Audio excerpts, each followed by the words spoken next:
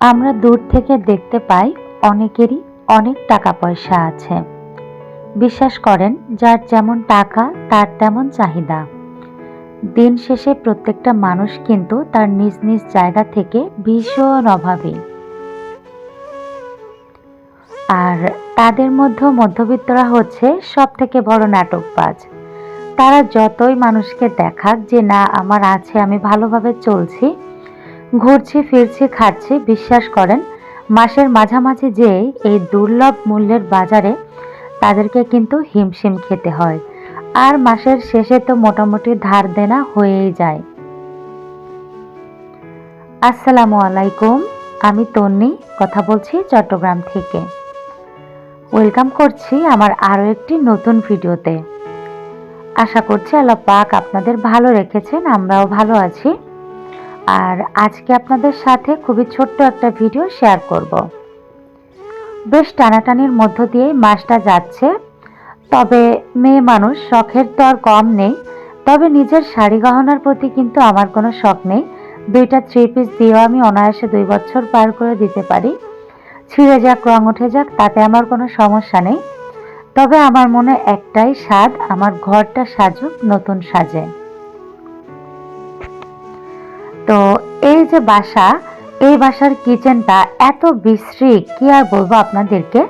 তবে একটা কথা, আমার এক পরিচিত ভাবি বলতেন যে পরিষ্কার তো সেই ব্যক্তি যে ময়লার মধ্যে হাত দিয়ে সেই ময়লাটাকে পরিষ্কার করতে পারে। তো আসলে কথাটা সত্যি।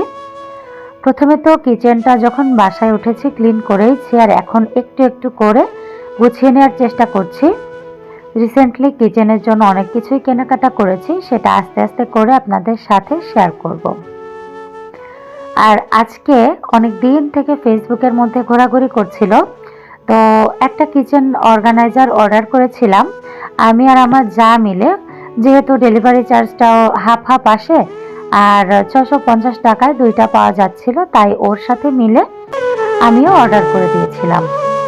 কেমন হয়েছে প্লিজ আপনারা জানাবেন। তবে আমি যে সাইজটা ভেবেছিলাম, আমি মনে করেছিলাম ওদের যে বয়ামগুলো ওইগুলো নেওয়া লাগবে না, আমার কাচের জারগুলো দিয়ে আমি গুছিয়ে নেব। আমার কাছে অনেকগুলো কাচের জার রয়েছে। তবে দুর্ভাগ্যবশত এটা আসলে আমার আশা অনুযায়ী অনেকটাই ছোট। তো আমার কাছে যে জারগুলো আছে, জারগুলো আসলে ইউজ করা যাবে না। তো আপুদেরকে বলছি যে কেউ যদি ভিডিওটা এই পর্যন্ত দেখে থাকেন প্লিজ আমাকে একটু জানাবেন। এই যে এই কিচেন ব্যাগটা, এটাকে এভাবে দিয়ে ভালো লাগছে নাকি উল্টো করে দিলে বেশি ভালো লাগবে, প্লিজ আপনারা একটু কমেন্টের মাধ্যমে জানাবেন।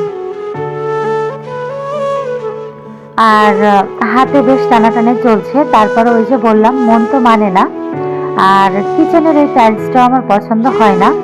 আচ্ছা বলেন তো, আমার কাছে তো সাদাটাই ভাল লাগে। তবে এই যে কিচেনের যেহেতু মানে আলোটার অবস্থা ভালো না, তো আমার মনে হয় সাদাটা দিলে ভিডিওটা বেশি ফ্যাকাশে হবে।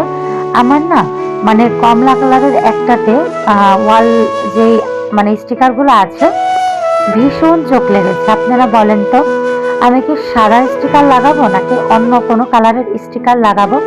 একটু জানাবেন কোনটা লাগালে ভিডিওটা বেশি সুন্দর আসবে, কোয়ালিটিফুল হবে, প্লিজ আপনারা একটু জানাবেন।